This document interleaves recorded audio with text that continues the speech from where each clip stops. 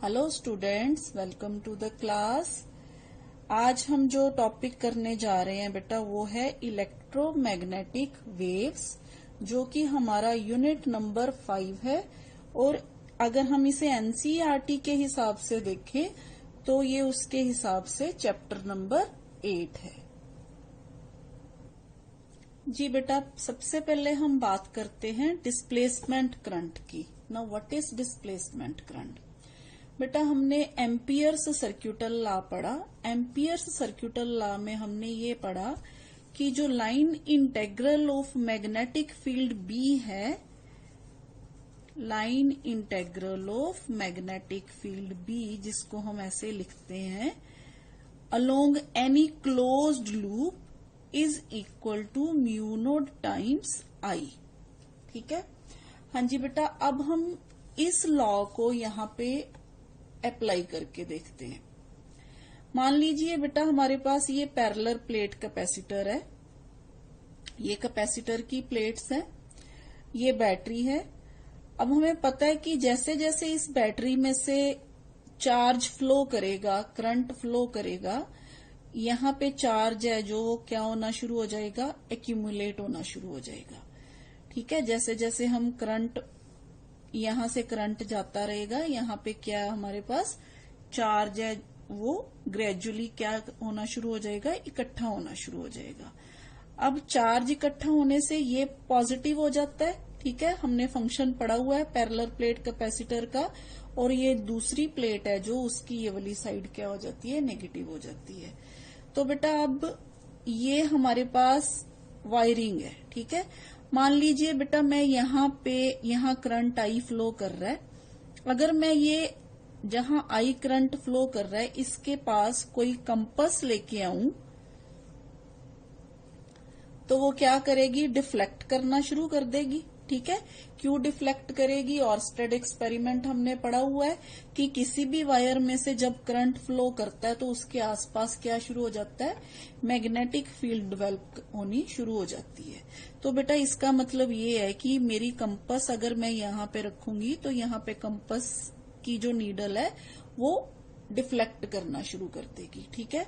अब मान लीजिए बेटा, मैंने इस तरफ भी किसी भी पोर्शन में किस तार के आसपास मैंने कंपास रखी, मान लीजिए यहाँ पे रख दी, तो यहाँ पे भी क्या होगा, क्योंकि यहाँ पे ये आई करंट है, यहाँ पे भी इसमें से आई करंट फ्लो कर रहा है, तो यहाँ पे भी जो नीडल है वो क्या करना शुरू करेगी, डिफ्लेक्ट करना शुरू कर देगी, यानी कि डिफ्लेक्शन शो करेगी। ठीक है। अब अगर मान लीजिए मैंने बेटा ये गैप है, ये गैप में भी मैंने एक कंपास रखी, तो मैं क्या देखती हूँ कि कंपास इस गैप में भी क्या होना शुरू होगी, डिफ्लेक्ट होना शुरू होगी, जबकि यहाँ पे तो कोई करंट नहीं फ्लो कर रहा। ठीक है। तो इसका मतलब क्या हुआ बेटा, इसका मतलब ये हुआ कि जो एम्पियर्स सर्क्यूटल लॉ है ना वो अधूरा है, यानी कि यहाँ पे इस करंट के अलावा भी कोई चीज है जो क्या है बेटा, यहाँ से मिसिंग है। मतलब ये जो स्टेटमेंट है, ये जो इक्वेशन है, अपने आप में पूरी नहीं है। ठीक है। तो ये मैक्सवेल ने ये जो सारा कुछ हमें दिया था, that the equation is logically inconsistent, इसको हम कह सकते हैं। ठीक है। तो बेटा अब इसको हम कैसे जस्टिफाई करेंगे? जी बेटा, तो फिर मैक्सवेल ने क्या कहा, मैक्सवेल ने ये कहा कि यहाँ पे चेंजिंग इलेक्ट्रिक फील्ड है ना जो बिटवीन द कैपेसिटर प्लेट्स, क्यों चेंजिंग, क्योंकि हमने कहा कि चार्ज है जो वो धीरे धीरे फ्लो कर रहा है प्लेट्स की तरफ। ठीक है। जिसकी वजह से इलेक्ट्रिक फील्ड क्या हो रही है, चेंज हो रही है। तो this changing electric field between the capacitor plates must induce the magnetic field. ठीक है। क्योंकि इलेक्ट्रिक फील्ड जहां पे होती है वहां पे मैग्नेटिक फील्ड भी आ जाती है। As currents are the usual sources of magnetic fields, a changing electric field must be associated with a current. ठीक है। तो यहाँ पे क्या हो रहा है बेटा, तो यहाँ पे जिसके कारण फिर हमें डिफ्लेक्शन शो हो रही है ना, वो कौन सा करंट है, वो करंट है डिस्प्लेसमेंट करंट। ठीक है। तो इस गैप में जो करंट है ना, जो हमें वायर्स में मिल रहा है, वो उसके अलावा इस गैप में जो करंट है, this is called displacement current, जिसको हम आईडी से लिख देते हैं, ठीक है। और ये वाला जो करंट होता है, जिसको हम आईसी से लिख सकते हैं, कंडक्शन करंट, ठीक है। तो हमने क्या देखा बेटा, हमने ये देखा कि जैसे जैसे चार्ज एक्यूमुलेट होता है, वैसे वैसे इलेक्ट्रिक फील्ड चेंज होती है। इलेक्ट्रिक फील्ड चेंज होने से इलेक्ट्रिक फ्लक्स चेंज होती है, और electric flux, changing electric flux जो होती है, वो क्या प्रोड्यूस करती है, मैग्नेटिक फील्ड प्रोड्यूस करती है। और इस मैग्नेटिक फील्ड जो मैग्नेटिक फील्ड प्रोड्यूस होती है, इसकी वजह से इंड्यूस्ड करंट यहाँ पे प्रोड्यूस हो जाता है। यानी कि ये तभी प्रोड्यूस होता है जब मैग्नेटिक फील्ड डेवलप होती है, ठीक है। बिना मैग्नेटिक फील्ड के ये डेवलप यहाँ पे नहीं आता। तो ये करंट तभी आता है जब magnetic field, there is change in magnetic field, ठीक है। तो ये वाला जो करंट होता है बेटा, इसको हम कौन सा करंट बोलते हैं, डिस्प्लेसमेंट करंट। तो फिर ये जो मॉडिफाइड फॉर्म हो गई जो एम्पियर्स सर्क्यूटल लॉ की, फिर उसको हम ऐसे लिख सकते हैं बेटा, B dot D L is equal to mu naught I C plus mu naught I D, where I C is conduction current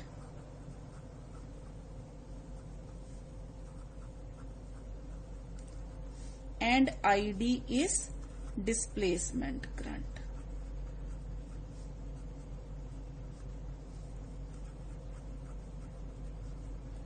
ठीक है। अब अगर हमने ID की वैल्यू फाइंड आउट करनी हो तो बेटा कैसे फाइंड आउट करेंगे, हमने पैरेलल प्लेट कैपेसिटर, यहाँ पे हमारे पास क्या, 2 प्लेट्स हैं, ठीक है।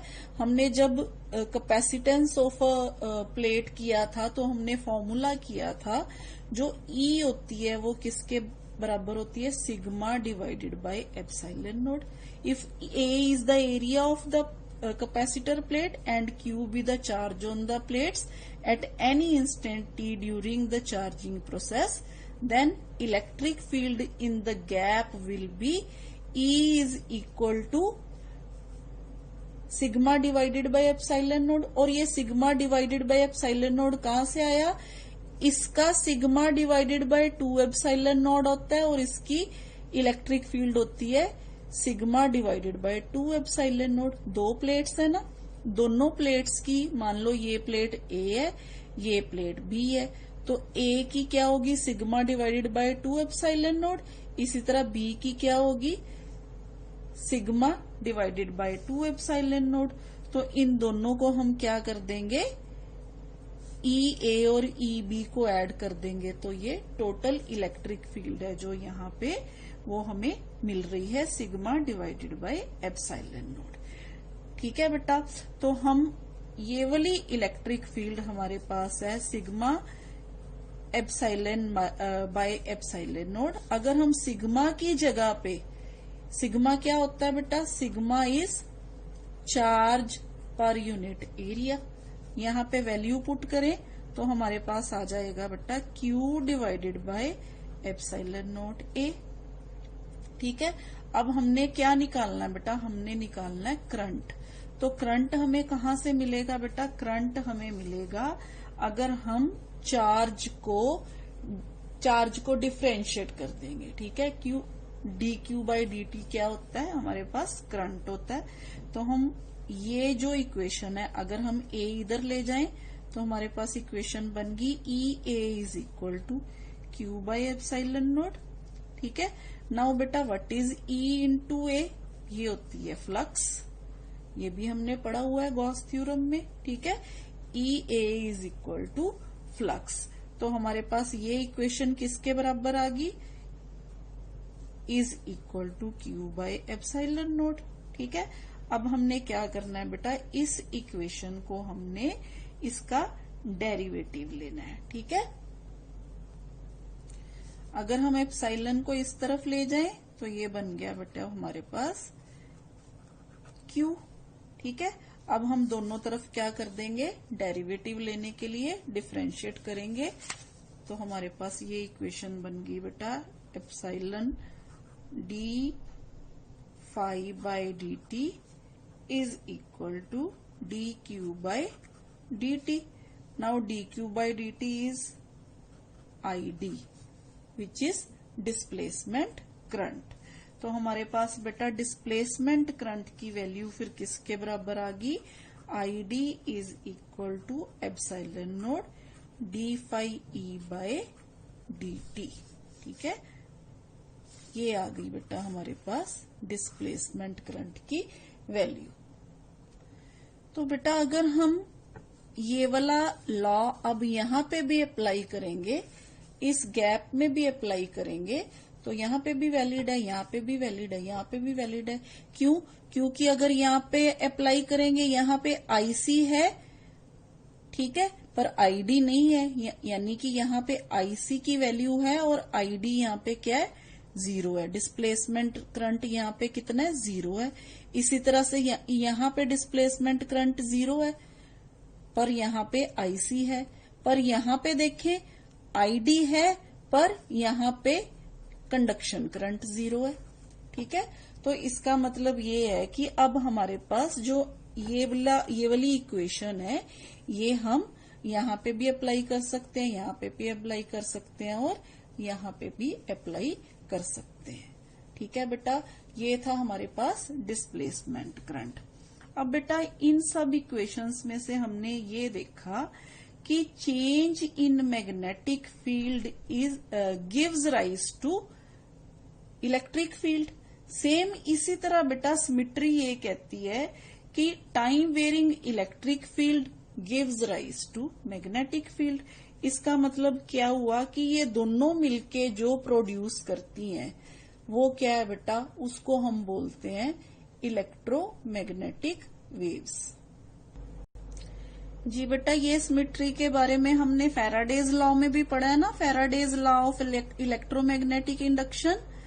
फैराडेज लॉ में हमने क्या पढ़ा था, फैराडेज लॉ कहता है कि if there is change in magnetic flux then induced EMF is produced. ठीक है, उसमें हमने ये पढ़ा था।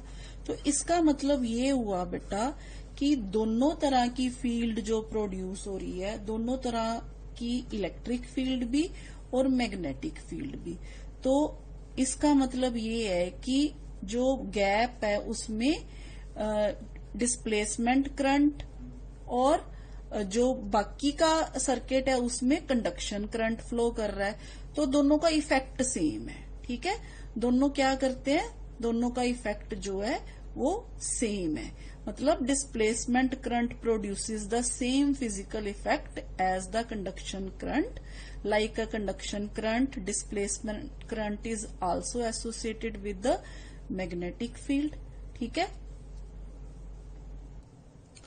तो बेटा हमने क्या देखा कि time varying magnetic field gives rise to an electric field. ये कौन बताता है, ये फैराडेज लॉ बताता है। और यहां से हमने क्या देखा कि time varying electric field gives rise to magnetic field.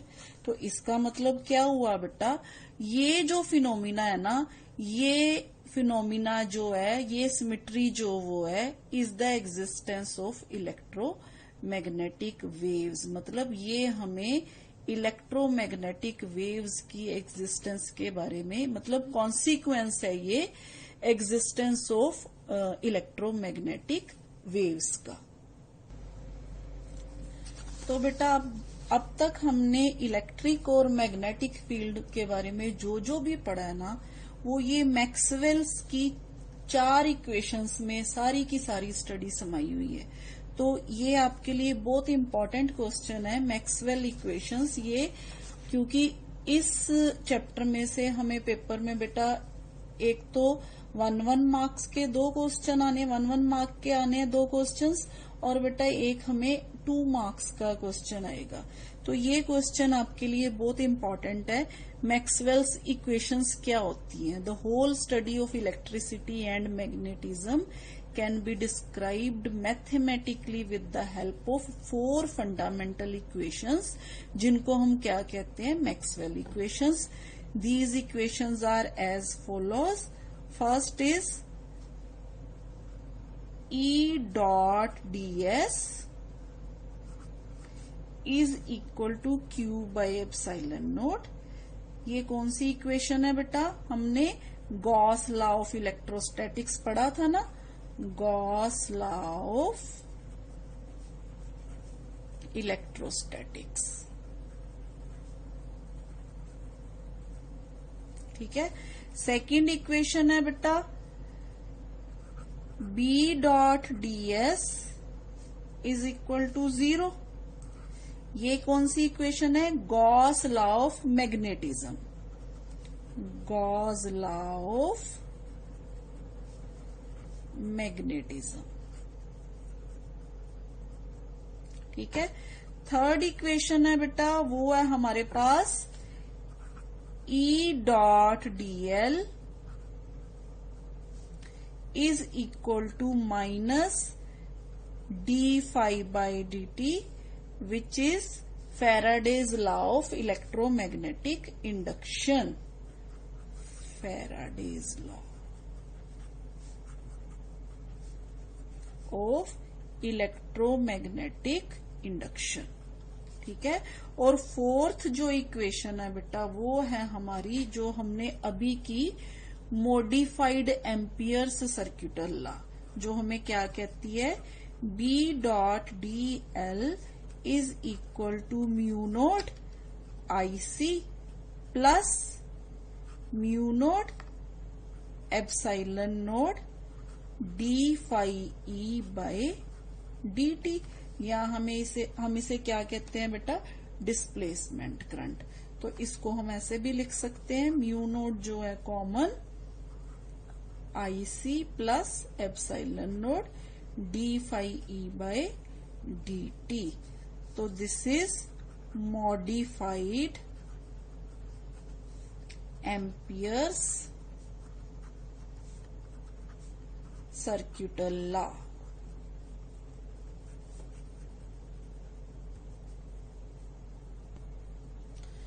सो बेटा मैक्सवेल ने इन सारी थ्योरी से क्या कंक्लूड किया? उसने ये कंक्लूड किया कि ये दोनों फील्ड्स हैं, जो इलेक्ट्रिक और मैग्नेटिक फील्ड, ये दोनों एक दूसरे को प्रोड्यूस करती हैं. ठीक है. Change in either field produces the other field. तो इन दोनों की वजह से जो वेव्स प्रोड्यूस होती है ना, उनको हम क्या बोलते हैं, इलेक्ट्रोमैग्नेटिक वेव्स. और ये वेव्स जो होती हैं स्पेस में ट्रेवल कर सकती हैं. ठीक है. खाली जगह पे भी है ये ट्रेवल कर सकती हैं. फ्री स्पेस में velocity of electromagnetic waves in free space जो होती है, वो होती है बेटा 1 divided by mu naught epsilon naught under root. ये हम अभी इसकी प्रॉपर्टीज में पढ़ेंगे. तो बेटा इलेक्ट्रोमैग्नेटिक वेव्स जो होती हैं, फिर उनकी स्ट्रक्चर कैसी होती है? ये बेटा प्रोपेगेशन है इस डायरेक्शन में, ये प्रोपेगेशन की डायरेक्शन है, एक्स डायरेक्शन मान लीजिए. अब देखिए हमारे पास एक वेव है जो वो इस तरह जा रही है. ठीक है, ये जो रेड वाली. दूसरी वेव है जो वो ऐसे ऐसे जा रही है. ठीक है. तो ये दोनों वेव्स एक दूसरे के परपेंडिकुलर है. इनमें से ये जो रेड वाली है इसको बोलते हैं मैग्नेटिक वेव, और ये जो ब्लू वाली है ये क्या है, इलेक्ट्रिक वेव. जब ये प्रोपेगेट करती हैं तो एक दूसरे के परपेंडिकुलर होती हैं. और थर्ड जो एक्सिस होता है, जैसे मान लीजिए ये वाई एक्सिस है, ये जेड एक्सिस है, और ये जो ट्रेवल कर रही है, कौन से डायरेक्शन में ट्रेवल कर रही है, एक्स डायरेक्शन में ट्रेवल कर रही है. तो these are called electromagnetic waves. So बेटा electromagnetic wave is a wave radiated by an accelerated और ऑसिलेटिंग चार्ज. क्यों ऑसिलेटिंग? क्योंकि स्टेशनरी चार्ज है जो वेरिंग मैग्नेटिक फील्ड प्रोड्यूस नहीं कर सकता. ठीक है. तो चार्ज को क्या करना होगा, ऑसिलेट करना होगा। And which propagate through space as coupled electric and magnetic field. Coupled means मिलके चलती है, electric and magnetic field. Oscillating perpendicular to each other, एक दूसरे के perpendicular, and to the direction of propagation of wave, और direction of propagation wave के भी perpendicular होती है। जैसे ये 3 एक्सिस है बेटा, ये प्रोपेगेशन है, इस डायरेक्शन में मान लीजिए मैग्नेटिक वेव है, और इस डायरेक्शन में मान लीजिए इलेक्ट्रिक वेव है। ठीक है, तो ये है बेटा हमारे पास इलेक्ट्रिक वेव्स। जी बेटा, मैक्सवेल के बाद आया हर्ट्ज। हर्ट्ज ने क्या किया, एक्सपेरिमेंटली ये प्रूव किया कि इलेक्ट्रोमैग्नेटिक वेव्स एक्चुअली में होती हैं। ठीक है, उसने क्या किया, इसके लिए उसने एक एक्सपेरिमेंट जो है वो सेटअप तैयार किया, जिसमें उसने कॉपर और जिंक प्लेट्स ली, उनको उसने क्या किया, मेटल रोड के साथ ऐसे एक गैप बना दिया इसमें। ठीक है, ये 2 प्लेट्स हैं, इन प्लेट्स को उसने किससे जोड़ा बेटा, इंडक्शन कॉइल से जोड़ दिया। ठीक है, ये दोनों प्लेट्स है ना, ये जो किससे जुड़ रही है, इंडक्शन कॉइल से जुड़ रही है। तो इसमें क्या करते हैं हम, जब प्राइमरी में every time the current in the primary circuit of the induction coil is interrupted a large potential difference, जो यहाँ पे बहुत सारा पोटेंशियल डिफरेंस है, जो वो ये 2 स्फीयर्स जो लगे हुए हैं मेटल के S1 और S2, इनके बीच में क्या आ जाता है, गेट चार्ज्ड, ये दोनों क्या हो जाती है, चार्ज हो जाती है। ठीक है, जैसे ही इसमें जो इंडक्शन कॉइल है बेटा, ये इंडक्शन कॉइल क्या करती है, high voltage of several thousand volts है जो वो क्या करती है, प्रोवाइड करती है। ठीक है, तो इसमें क्या होता है बेटा, 2 से 3 सेंटीमीटर का गैप रखा होता है ये दोनों मेटल रोड्स में से। ठीक है, और ये जो प्लेट्स होती हैं ये दोनों अबाउट 60 सेंटीमीटर की दूरी पे होती हैं।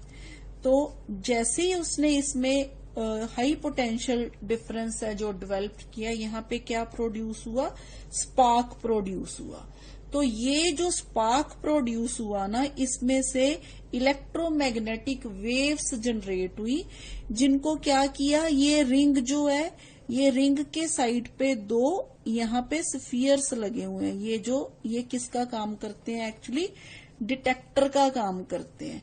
तो इन्होंने क्या किया, इन्होंने डिटेक्ट किया कि वाकई इस गैप में क्या हो रही है, इलेक्ट्रोमैग्नेटिक वेव्स जनरेट हो रही है in the form of very high energy. ठीक है, तो ये जो इलेक्ट्रोमैग्नेटिक वेव्स जनरेट होती है ना, इनकी फ्रीक्वेंसी जो होती है बहुत ज्यादा हाई होती है। तो फ्रीक्वेंसी जो है इलेक्ट्रोमैग्नेटिक वेव्स की अबाउट 1/2 पाई √LC फॉर्मूला से हम लिखते हैं। क्यों, क्योंकि ये सारा सेटअप है जो ये LC ऑसिलेटर की तरह वर्क करता है।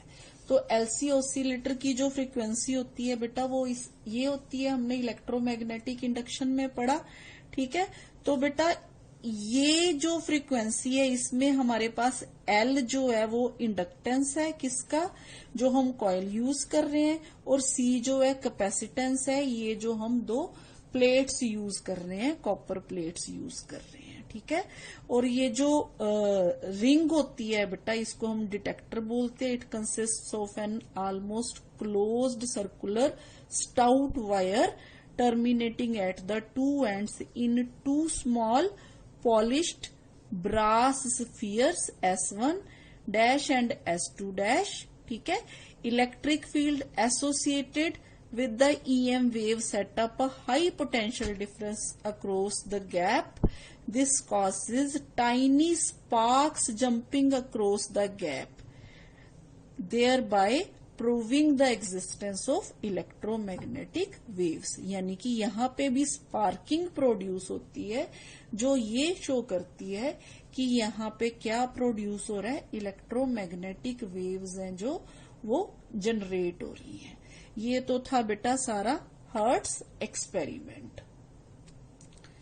जी बेटा, हर्ट्स एक्सपेरिमेंट के साथ साथ हमारे जो इंडियन साइंटिस्ट है जगदीश चंद्र बोस, जो उस समय कैलकाटा में वर्क कर रहे थे, उन्होंने भी लेबोरेटरी में जो शॉर्टर वेवलेंथ की इलेक्ट्रोमैग्नेटिक वेव्स हैं जो वो एक्सपेरिमेंटली जो है वो प्रोड्यूस की। ठीक है, इसके बाद आया बेटा मार्कोनी। मार्कोनी जो है उसने इलेक्ट्रोमैग्नेटिक वेव्स को जो है ट्रांसमिट करना शुरू किया over large distances of many kilometres. ठीक है, तो Marconi's experiment marks the beginning of the field of communication using the electromagnetic waves. So बेटा, आज के लेक्चर में हमने देखा कि डिस्प्लेसमेंट करंट क्या होता है और इलेक्ट्रोमैग्नेटिक वेव्स हैं जो वो प्रोड्यूस कहाँ से होती है, उनका सोर्स क्या है इलेक्ट्रोमैग्नेटिक वेव्स का। ठीक है, हमारे नेक्स्ट जो लेक्चर है उसमें हम डिस्कस करेंगे बेटा important properties of electromagnetic waves. आज के लिए इतना ही बेटा, थैंक यू।